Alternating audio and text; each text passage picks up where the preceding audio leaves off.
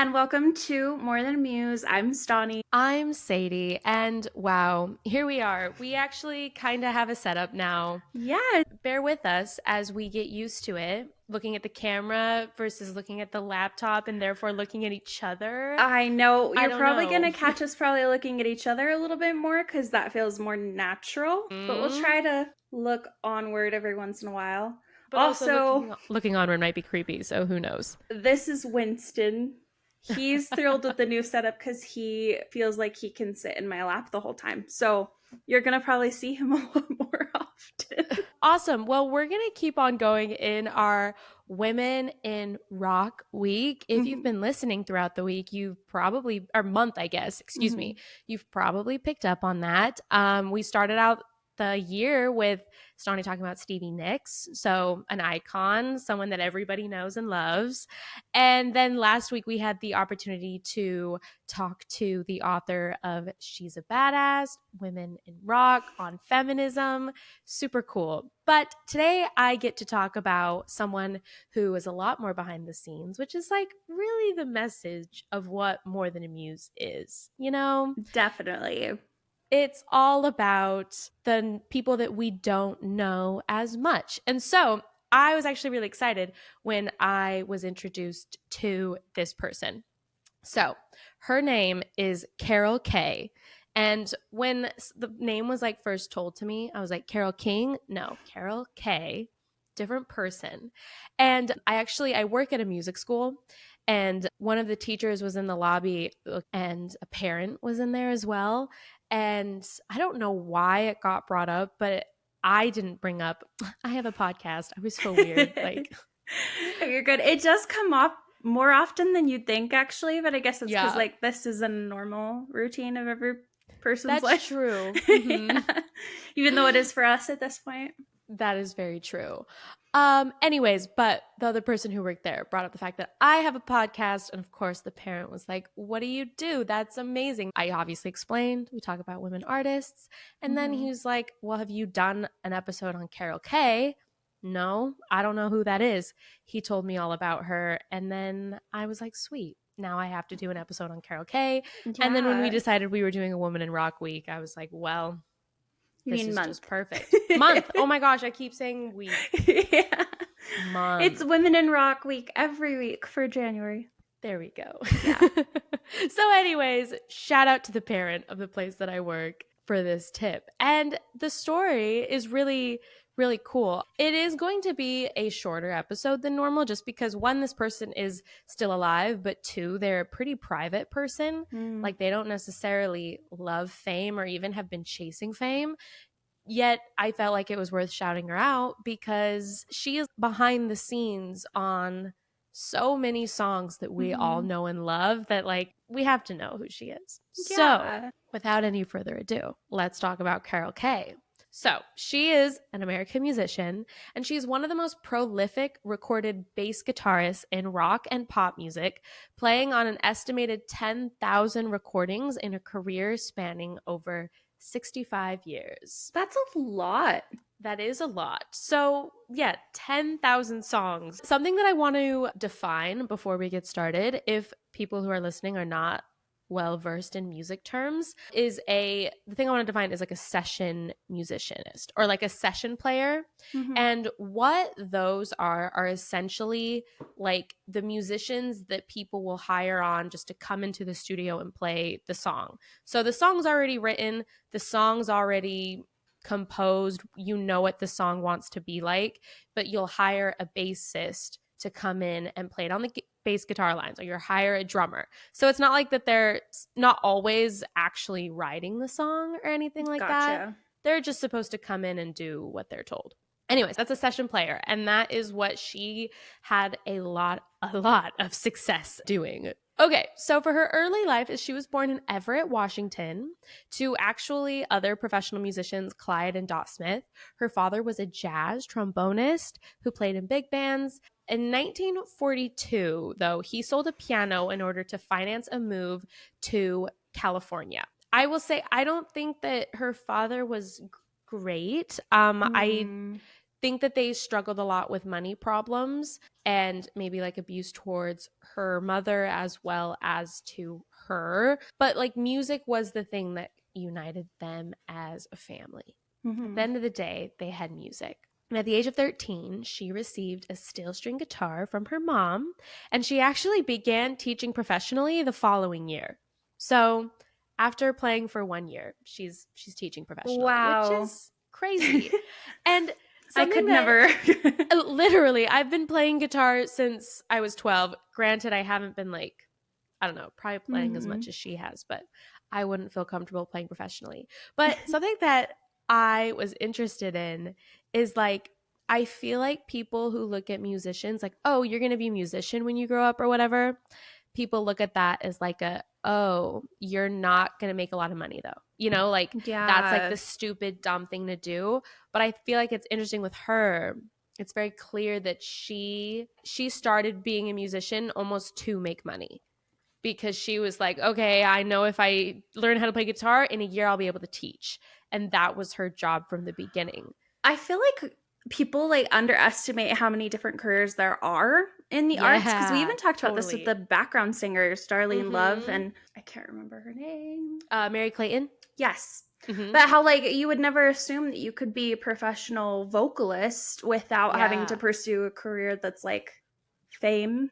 True. And yet they were able to so successfully for so many years. Like there's a lot more careers than I think people realize. Yeah, absolutely. Yeah. And not even just like in music, but in the arts, period. Yeah. The only way to be successful and make a living in a field isn't by being famous and being a household name. But I definitely think that's a very common misconception. Oh, 100%. Especially because, like, I think saying the words, I want to be a musician, people automatically assume, like, oh, you want to be famous. Oh, you want to be famous. Yeah, and literally. It's like, no, maybe some people just want to play music. And there's nothing wrong with wanting to be famous either. But, like, true. There's variety. Like, people have choices. Exactly. And, like, Carole's whole approach to music was so strictly almost like practicality of like she saw how her family was pursuing this. She knew there was a way to make money. She loved music, and so she jumped right on in and started making her living this way. So this is when she started playing sessions in jazz clubs around LA. So she's first and foremost a jazz musician. So she started playing in LA with groups called like the Bob Neal's Group, with people such as like Jack Sheldon, Teddy Edwards, and Billy Higgins. I'm not as familiar with those names, but me either. I'm sure they're great. I'm sure they're great. I'm just not as prolific in jazz music as maybe I should be. But then in 1957, so she was playing a gig at the Beverly Cavern in Hollywood when a producer named Robert Bumps Blackwell invited her to a recording session for Sam Cooke's arrangement of Summertime. As in that song, it's like summertime and the living is easy. Oh, okay. Yeah. And when she did this, she realized that she could make significantly more money with this session work than she ever could as a player in the jazz clubs. And so she pivoted and decided, cool, let's make this my full-time career. So again, it's kind of just like the practical approach. If this is going to make her more money, that's all she cares about. She still gets to make music. Now for all the songs. Okay, well, not all the songs. She played on 10,000. I'm not going to sit here and like, we're going to list all 10,000 songs. And now the remainder of the episode will be me strictly listing everything she played on. No. Anyways, so in 1958, she played rhythm guitar on Richie Valens' La Bamba, recorded at Gold Star Studios, Hollywood. And then she started working with the producer Phil Spector, which actually... it's funny that you brought up Darlene Love and Mary Clayton, because their paths crossed a lot with Phil Spector as well. I mean, granted, I feel like a lot of musicians crossed paths with him in the 60s, but, you know, just wanted to point out there's definitely some crossing lines here. And then she played electric guitar on Bobby Sox and the Blue Jeans' Zippity Doo Dah, and the Crystals' Then He Kissed Me, acoustic guitar on the Righteous Brothers' You've Lost That Lovin' Feelin'. Oh my gosh. I have never thought about that song in so many years, but I know every word. Exactly. I feel like a lot of these songs, because they're songs from the 60s, it's like you don't think about that song, and then as soon as you do, you're like, oh wait, I know that song perfectly. Or like maybe you don't recognize it from the title, but I know if you were to go look that song up, you'd be like, oh yeah, this song, I know this song. Yeah, 100% all of you have heard it at least once. Exactly. Yeah. And she was the guitar player on cool. a lot of these songs, which is really cool. So she started working with other musicians, including a drummer named Hal Blaine and a guitarist named Glenn Campbell. And then her work with Phil Spector attracted the attention of other record producers, and basically she just found herself in demand as a regular session player. I want to point out that like she's known as a bass player, but on those original recordings she was playing guitar. So in 1963, though, a bass player just failed to show up for a session at Capitol Records, and she was just asked to fill in on the instrument because they needed somebody to play it. And after that, she discovered that she just preferred to play bass and that she liked it more. Okay. What I liked is that she found it was a key component of a backing track, and it allowed her to play more inventively than kind of just like the more simpler guitar parts that she was playing until then. I feel like sometimes people think that like basses, like playing the bass isn't very, like it's not that tricky, but, or I don't know, you're not. What is your take on the bass? I was going to say this is really funny because over winter break, I ended up watching like all of these bass guitar videos because fun fact, if I was going to learn an instrument, it would 100% be bass guitar. I did not know this about you. That's cool. I would love to, but obviously don't have the money and time right now. But I was like watching all these things and I saw someone compare it to like guitar is the melody, whereas bass guitar is like the rhythm. Yeah. And that like if you take out the bass guitar of a lot of songs, it completely ruins the song. Like you don't realize how much it's actually doing. So yeah, I feel like people get the misconception the bass guitar is like 5 notes repeated like, over and over boom, again. Boom, boom, boom. Yeah, exactly. When in reality, it's like a whole lot is going on with it. Yeah. And it's guitar is important, but like bass guitar kind of keeps the song on track. Totally. It's like the grounding rhythmic work that drives the song forward, but also like just fills in that low end that you're right. Like if you might not hear it consciously, but if you were to take it out, you'd be like something's missing. And I think another thing with the bass guitar is, like I mentioned, she liked it because she could be a little bit more inventive with what she was doing. And that's kind of how it works because they'll be like, oh, these are the chords, play it. But then it's sometimes up to the bass player to like figure out how they're going to connect those chords and like what lines to do. And so I think session bass players would maybe have to be a little bit more creative as opposed to like, I mean, granted, I'm sure there's times where they're like, no, this is the exact bass line I want you to play. But if you're playing for someone that's not a bass player, then they're like, I don't know, make it work. No, like you know? You could make it sound better without them even really noticing, probably. Yeah, exactly. It's kind of fun. Yeah, exactly. Another just reason why she preferred the bass, it was easier to carry a single bass than having to switch between 3 or 4 guitars depending on the song. Oh, I didn't even think about that. So yeah, I don't know if she was in charge of bringing all the guitars, but there'd be an acoustic, electric, 12-string. They all bring different colors and different sounds. And so, gotcha. You know, but there's one bass, you know. And then, okay, so there was another bassist named Ray Pullman, but after he left studio work to become a musical director, she became the most in-demand session bassist in all of Los Angeles. Nice. And like, Los Angeles, you know, there's a lot of music recording going on. So pretty That's a good position to be in. Literally. She, though, did continue to play guitar as well. Some other ones that are notable is she played on several Sonny and Cher songs. She played on Frank Zappa's album, Freak Out. What she noted is at the time it was unusual for a woman to be such an experienced session player.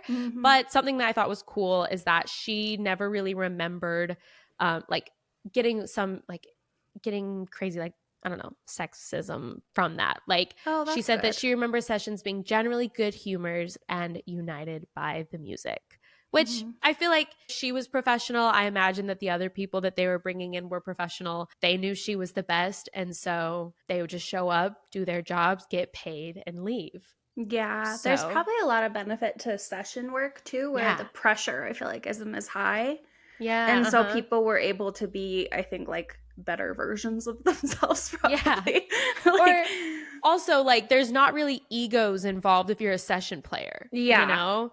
Because everyone who's there as a session player is just there to be hired on. They're not all there trying to become the rock star. That's so fair. So I'm sure that was like easier dynamics to deal with as well. Definitely. So she was the sole female member of, there's a group of musicians that were the Wrecking Crew. And I'm saying that with quotations because she said that like the collective of musicians were never actually known by this name, but it was later invented by someone in the group named Hal Blaine. And I think that almost like he created that name for them as like a marketing ploy later to kind of like cement themselves in history. But like other people in the group thought it was hokey because they were just like, we never called ourselves that. Like, why are you giving us a name? Yeah, that's funny. But, you know, as far as the marketing aspect of it, I guess it was a lot more effective. But yeah, it was a collective of studio musicians who played on a lot of hit records from Los Angeles in the 1960s. And like I mentioned, throughout the decade, even though she was completely unknown to the public, she played bass on so many number of records that appeared on the Billboard Hot 100. And according to the New York Times, she played on 10,000 recording sessions, which is a lot of many songs. Recording sessions. Yes. Is there an artist who has 10,000 songs in their catalog? Probably not. Yeah, because I'm like, that's a lot of songs. That's true. I wonder, like, what is the biggest catalog? An artist with the... Okay. This person says, the Sun Ra discography is one of the largest discovery in music history. The jazz keyboardist, bandleader, and composer recorded dozens of singles and over 100 full-length albums comprising well over 1,000 songs and making him one of the most prolific recording artists of the 20th century. See, that's what I was thinking. I was like, 1,000 songs is the most. And that's, you know, a jazz as like themselves. So yeah, her playing on 10,000 recordings is more than... I would assume is 10 times more than the most prolific person who's released music. It's like the top contenders are Bob Dylan, the Beatles, Elvis, and Frank Sinatra, which I think is like fair because they have quite a few, but definitely like they don't have 10,000. Can you guarantee 10,000? I know. She appeared on sessions by Frank Sinatra, Simon and Garfunkel, Stevie Wonder, Barbra Streisand, The Supremes, The Temptations, The Four Tops, and The Monkees. So, you know, no-name groups. Who are they? Yeah. She also played electric bass on Nancy Sinatra's These Boots Are Made for Walkin'. So that's just what I'll do. Yes. And she also came up with the introduction on fellow session player Glenn Campbell's hit, Wichita Lineman. She later said that during the 1960s, she would sometimes play 3 or 4 sessions per day and was pleased that so many of them hit records or created hit records, which that would also please me. 3 to 4 sessions a day. I know. Yeah. That makes sense for 10,000 songs. It's crazy. Throughout her work with Phil Spector, she caught the attention of the Beach Boys' Brian Wilson, who used her on several sessions, including the albums Beach Boys Today's, Summer Days, Pet Sounds, and Smile. What I thought was cool about this one, kind of like how I mentioned that something with the bass is that you oftentimes have to kind of work out your own bass lines. These sessions in particular, she had a lot more freedom to create her own and work out her own bass lines. By Pet Sounds, Wilson was asking musicians such as Kaye to play far more takes than typical sessions, often running over 10 passes of the songs, with sessions stretching well into the night. Something I just want to know, if you're not familiar with the Beach Boys, that's fine. But Pet Sounds is kind of considered one of the best albums ever. Like if you look up like what are the best albums of all time on any, I don't know, major music publications, Pet Sounds will be very, very far up there. So just something to know. And also, you know the song Good Vibrations? Like, yeah. They're picking up good vibrations. Exactly. She is the bass player on that and was really significant in how that bass line was created. That's awesome. Shout out to Carole Kaye. Okay, so as far as later work, so by 1969, she was exhausted, valid, doing 3 to 4 a day, 10,000 songs. I probably would be too. Yeah. And pretty much just got tired of doing session work, which I'm sure at a certain point you probably would feel a little bit cooped up in there. She said at one point that the music had started to sound like cardboard, which valid. At the same time, what I thought was interesting is there were newer rock bands. They didn't like using session players because they would just prefer to play the instruments themselves. I feel like there's maybe like no, I'm more of an artist if I'm playing all of the music myself. Yeah. And I think now session workers in general aren't used, if anything, because it's not as cost effective. I mean, now if you're recording something, it would be awesome if you could hire a bass player, a drum player, and a guitar, but like with virtual instruments and things like that, you can oftentimes at least get the sound you want. And the other thing too is like you can just record as many takes as you want until you get it right. So you don't need someone who can get it right in the first two times, you know? You can be a little bit more, I don't know, choosy in that way. So unfortunately, session players have a little bit phased out of the music industry in some ways because of those reasons. And so I think she just kind of moved with the times in that sense. I mean, coming in the 80s too is like the electronic drum kit and everything that becomes synthesizers and all that. So she decided though to make a change in her career, evolved it from playing primarily pop music to performing mostly soundtrack work, as well as writing and teaching. She wrote a book called How to Play the Electric Bass in a series of tutoring books. And then her soundtrack sessions from the time, including playing on the themes to MASH, The Streets of San Francisco, and Across the 110th Street. She also performed on soundtracks and had worked closely with someone named Lalo Schifrin, playing on the theme to Mission Impossible and the soundtrack for Bullet. Another thing you never even think about, but the fact that like the writers of the soundtracks aren't usually like, there's no singer, there's no star. Yeah. It's just a bunch of instrumentalists. Exactly. Like another career you would never even think about. And yet every movie has a soundtrack. Every TV show has a soundtrack. And I think still it's still pretty common to have actual players, like actual orchestras and things playing in movie soundtracks. Yeah. If anything, just because the movies have the budget for it, so they'll do it. And I mean, you can't really beat an actual orchestra. No, and definitely not. In pop music, you can get away with like virtual string instruments, but if you're like wanting the sound of an orchestra in your movie score, you would not. Yeah. If you have the money to do it, you will just get the orchestra. So anyways, she also regularly collaborated with Quincy Jones, later saying that he, quote, wrote some of the most beautiful themes I've ever heard in my life. And she was a part of Jones's orchestra at the 43rd Academy Awards. So what I thought was cool is that she collaborated with Fender, that is a guitar bass music company, to produce a lighter version of the precision bass, which was her instrument of choice for a really long time.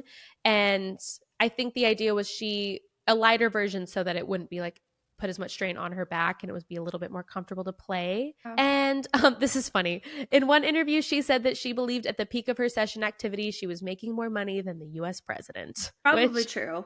Probably true. I don't think it's actually that hard to make more money than the president. I don't know how much the president makes, to be honest. Probably a lot, but I would assume like Taylor Swift is making more than the president. Than the US president. That's valid. Yeah. That's very true. Some styles of her picking. So something about her that's maybe unique as far as bass players go is that she uses a pick on both guitar and bass, but it's normally common on the bass to strum it with your fingers, but she uses it. She also typically muted her bass using a piece of felt on top of the strings and in front of the bridge that would kind of reduce unwanted overtones. And she said about that, for 25 cents, you could get the best sound in town. Wow. So, that's awesome. I know. Why is it such a thing about using a pick? I don't know. Well, I think that some people who are bass players would say that like you're only a real bass player if you play with your fingers, or you know what I mean? They like maybe, I don't know if it's like look down or if it's just like, no, the right way to play it is with your fingers. And also maybe like, I know a lot of times when you're like plucking, you can like use both fingers. And so it's like, you can just maybe, so it's probably a different sound. Do like faster rhythms or anything because you can use both fingers to pluck the bass as opposed to just like, I don't know. Yeah, I'm sure both work, but I know that's like a debate. I know. I'm like, is it one of those things that it's like, well, you're not a real this unless you do that. Yeah, exactly. Yeah. She has achieved such critical acclaim as truly one of the best session bassists of all time. And I'm just going to read some of the nice things that people said about her. Someone named Michael Melenda wrote in Bass Player magazine, which I love that there's a Bass Player magazine, said that Kaye could listen to other musicians and instantly work out a memorable bass line that would fit with the song, such as her addition to Sonny and Cher's The Beat Goes On. Paul McCartney has said that his bass playing on the Beatles' Sgt. Pepper's Lonely Heart Club's Band, another very prolific big deal album, was inspired by her work on Pet Sounds. Wow. Alison Richer, writing in Bass Guitar magazine, has called Kaye the first lady of bass playing, adding that her style and influence are in your musical DNA, kind of addressing all bass players. Her solo bass line in Spector's production of River Deep Mountain High was a key part in the song's Wall of Sound production, and that recording is now in the Grammy Hall of Fame. Quincy Jones said in his autobiography, women like Fender bass player Carole Kaye could do anything and leave men in the dust. Brian Wilson has said that Kaye's playing on the Good Vibration session was a key part of the arrangement he wanted. Quote, Carole played bass with a pick that clicked real good. It worked out really well. It gave it a hard sound. And then Dr. John has said that Kaye is a sweetheart as well as a kick-ass bass player. Nice. So, this is something interesting too. So obviously she's very, very, very admired in the music world. It's kind of like if you know who she is, you know that she is a very, very big deal, which I feel like is maybe the ideal situation, to be so well known and well loved in your field, but like nobody outside of it knows who you are, so you can move freely. I feel like that is the best situation. Definitely. Can shop at the grocery store, but is still getting paid like really well. A lot and very of money. Respected. Yeah. Yeah, exactly. She never, though, like I said, really expected to be well remembered. And at the time of her sessions, most of the players, I thought was crazy, thought pop music would not really last longer than 10 years. Interesting. So they thought it was all a phase. And so she's really surprised and honored that people still will even listen to the tracks that she's played on. I didn't know this, but have you ever watched or seen the Amazon series, The Marvelous Mrs. Maisel? We've talked about it, and I've seen the previews and stuff. I just haven't sit down and dedicated time. So no, that's fair. I only watched season 1, but apparently there is a character that arrives later, I think season 3, that was based off of Carole Kaye, which is really cool. But Carole Kaye herself has described the character as, quote, having nothing to do with me or my history. They took a few things out of my book and created a character that's not even me at all. So whatever. But hey, if you're watching that, just know it's very loosely based off of her. Yeah. And then in 2020, Rolling Stone magazine ranked Kaye number 5 in its list of the 50 greatest bassists of all time, which is pretty good. Yeah. I did find this interview article that came out. It's just from a blog. I think it's just blog.musicman.com.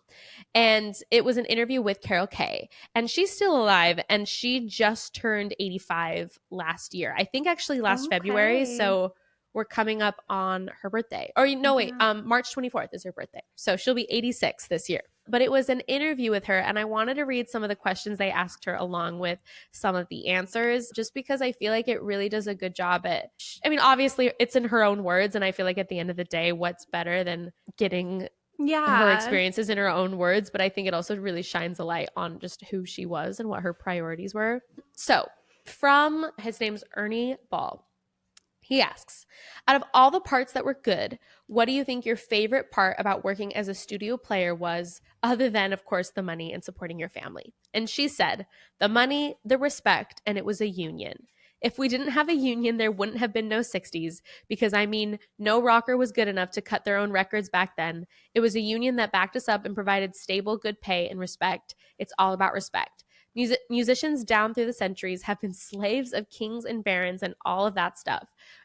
We were slaves. We weren't even first-class citizens. But here I was in the studio making as much as a doctor and being treated like a doctor too. I mean, really respected. That's big, you know? You see these rockers get up on stage and ruin it for themselves with their drugs and their harsh talk and all that. Fun is fun, but there comes a time when you got to straighten up if you want to make money. You have to be professional, and that's what I'm all about.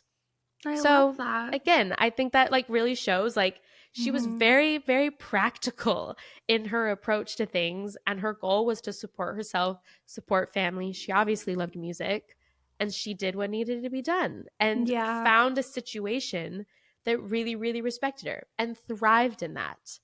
About just fame, and then like I mentioned, she had her friend that created something called the Wrecking Crew. But she says, now I'm a teacher and I'm a player, and you don't live on fame. Fame is phony. It's like a prison. You know that one star that called it that? She was right. It is a prison. You have to be careful about that, and that's my take on it. We've always been known as studio musicians, and the 50 or 60 of us were called the clique. Once in a while, they'd say, let's call the clique. Let's get them booked.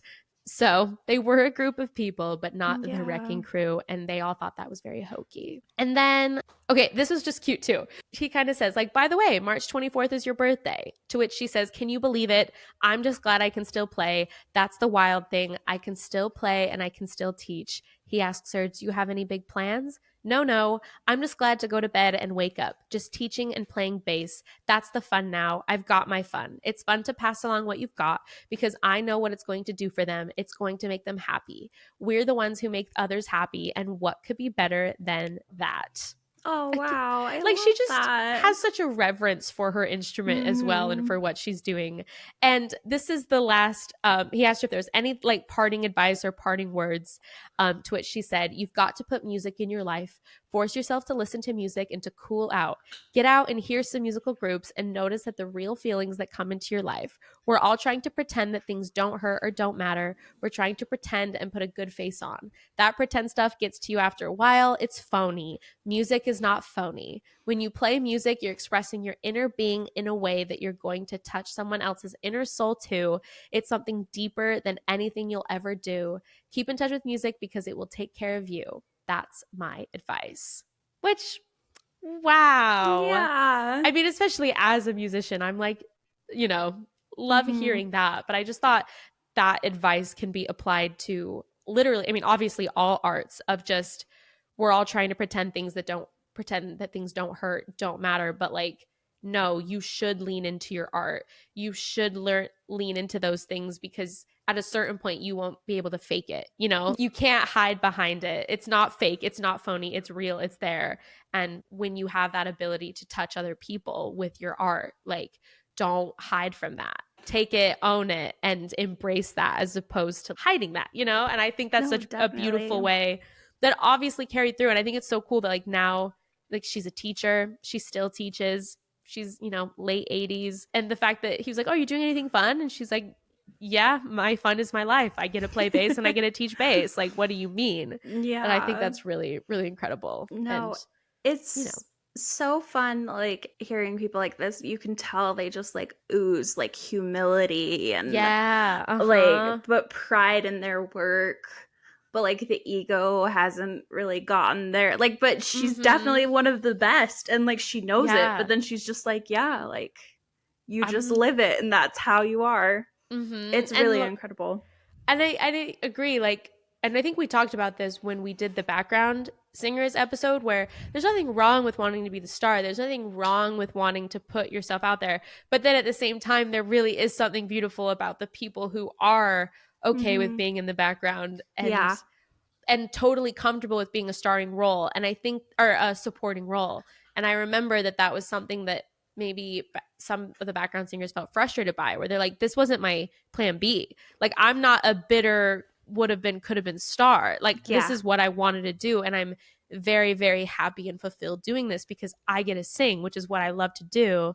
And I get to have all these amazing experiences. Why would that be something bad and sad? And definitely. I think that's, again, it's just like, it's so nice when it's like there's people who just like love the art and love making it, and that's enough for them. It's beautiful. It is. It's beautiful. And I think it's a part of like the musician career that gets overlooked a lot. Like both background singers and, you know, musicians, that it's like they're so essential to the process. Like one person, even if they're writing the lyrics and the music, they can't get up on stage and perform all of it. They can't go into the studio and like do everything all of the time, you know? Like there are essential people that are a part of that, and it's really cool to remember that.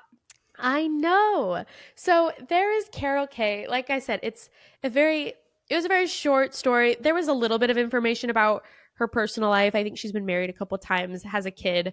But like, it almost felt weird diving into that because it's very clear that she doesn't want to be a public person as well. And so I was like, I'll respect that. We don't need to mention that. No, I like where we've headed. If she wants her music to be the focus, we can do that for her too. Exactly. That's what I figured. I'm like, she is not being very vocal. And there was like, even on the Wikipedia page, there was like 3 lines about her personal life. And usually, things are public knowledge so you can find things. But it's like, all right, I don't think she wants this to be shared. So no, I respect that. I respect that. But anyway, so there's Carole Kaye, one of the most prolific session bass players ever. And you wouldn't know it. You wouldn't know it. But now I hope that you go. I'm honestly like wanting to go listen to. My plan is to listen to Pet Sounds. Oh yeah. Obviously, I know the song "Good Vibrations." It's a great song. So go listen to those songs. There's some good ones on here. There's "Wouldn't It Be Nice?" Yes, exactly. Wouldn't it God be nice? Only Knows. Yeah, I know these songs. It's like you said. It's those songs that like you don't think about, and then when someone reminds you, you're like, "Wait, I know that song." Yep. And she is the bassist / guitarist on many, many of these songs. There is a Carole Kaye The Best Of playlist. Ah, there we go. That someone has put together. So if you do want to, this one is made by Matthew Dida 1999. Perfect. So if you want to go and listen to all of her bass guitar, it's right there. Yeah, there's a couple of playlists out there, but that's the one that pops up first. So incredible. Yeah. Well, amazing. Thank you for joining us for our quick episode this week, but we'll be back next week with our last week for Women in Rock, and we're just talking about, honestly, a lot of women. Yeah. We'll be shouting them all out, and we're covering a lot of people this month. I know. It's exciting, but exciting.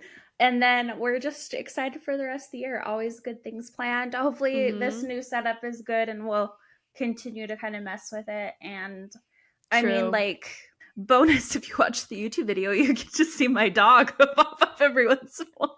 True. And we're going to make it cuter too. Also, I'm moving to an apartment in like 2 months, and I'm very excited about it. Well, to a new apartment because that one has like a window. Yeah. Right now, my setup is right by my bed because I'm in a 1-bedroom apartment. So it's excited for my 2-bedroom. It happens. I know. I'm like, I've got 2 ring lights and a window, so I'm very well lit. But we'll get there. We're figuring it out. But yeah, definitely. All new in the 2024. So join us next week, and thanks for listening.